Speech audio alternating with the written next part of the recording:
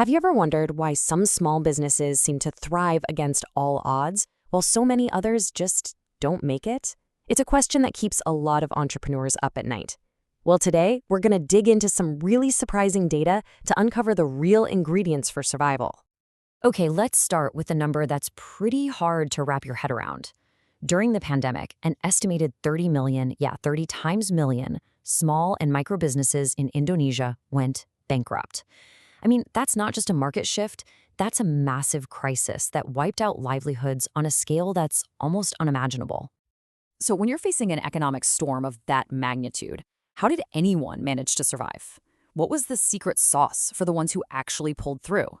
That is the big question we're tackling today, and some fascinating new research might just have the answer.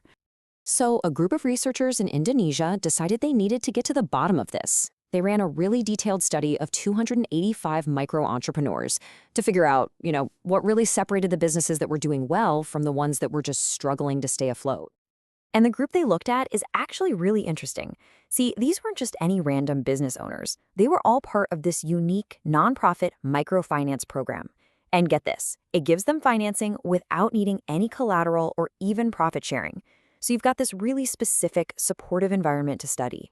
Okay, so the researchers zeroed in on 3 key internal ingredients they thought were absolutely crucial for success. You can think of these as the core strengths that a business owner is bringing to the table themselves. Let's break them down. First up, we have Islamic financial literacy. Now, this is way more than just knowing how to balance a checkbook. It's a much deeper understanding of Sharia-based financial principles, which are all about guiding ethical, responsible business decisions. It's really about building a stable business on a foundation of solid values. Second, there's something called intellectual capital. This is all that good stuff you can't really put a price tag on. The owner's knowledge, their skills, all those years of experience, and the relationships they've built with their customers. It really is that secret sauce you can't just go out and buy, but it gives a business its unique edge.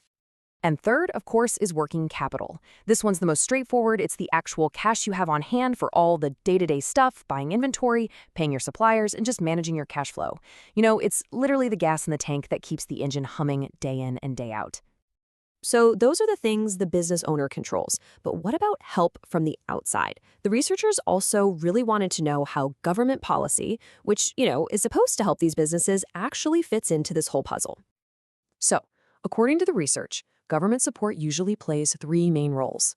First, they're a facilitator, offering things like training and funding. Second, they're a regulator, creating policies meant to stimulate the market. And third, they're a catalyst, trying to spark growth with things like awards and other initiatives. So here's the game plan the researchers came up with. They built a model to test how those 3 internal ingredients we just talked about directly impact a business's financial performance. And here's the kicker. They also tested whether government policy acts as a sort of turbo booster, making those internal strengths even stronger. And folks, this is where it gets really interesting. The results? Well, they were not what anyone saw coming. Let's dive right into what they found. All right, first, the good news. The study found that government policy did actually strengthen the positive effect of Islamic financial literacy on business performance. And this totally makes sense, right? When you combine financial smarts with supportive programs, you get a great result, a positive boost. But then came the first surprise. Government policies had pretty much no effect on the link between that intellectual capital and success. In other words, an owner's street smarts, their experience, all that know-how, well, it was powerful all on its own, and the government help didn't seem to make it any more effective. And now for the real shocker. The researchers found that government policy actually weakened the positive relationship between having enough working capital and doing well financially. Yeah, you heard that right. The help was actually having a negative effect. So this just raises a massive question. Wait, what? How could government help, something designed to support businesses, end up hurting their ability to use their own cash effectively? There has to be an explanation for this. To get to the bottom of this really surprising results, we have to look closer at the entrepreneurs themselves. Because the answer, as it turns out, isn't really in the policy itself, but in the people it's supposed to be helping. So who were these entrepreneurs? Let's paint a picture. The vast majority, 80%, were women, mostly between 40 and 50 years old. Over half had a junior high school education, and most of them ran culinary businesses. So we're talking about experienced, practical, hands-on entrepreneurs here, not Silicon Valley tech founders. And that right there is the key. The study suggests that for these seasoned entrepreneurs who are used to managing their businesses in a very practical way, government policies often come with a catch: a ton of complex bureaucracy. Rules that require complicated digital paperwork or admin work can just slow them down, making it harder to use their working capital when they need it. Suddenly, all that well-intentioned help just becomes another headache. So, what's the big takeaway from all this? Well, first, it's that help is definitely not one size fits all. Second, practical, real-world experience is an incredibly powerful asset that policy doesn't always touch. Third, that complex rules can sometimes do more harm than good.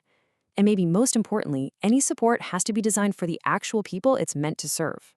Which leaves us with one final and, I think, really critical question. It's not just about offering help, it's about how we offer it. So how can we design support that truly fits the person, instead of trying to force the person to fit the policy?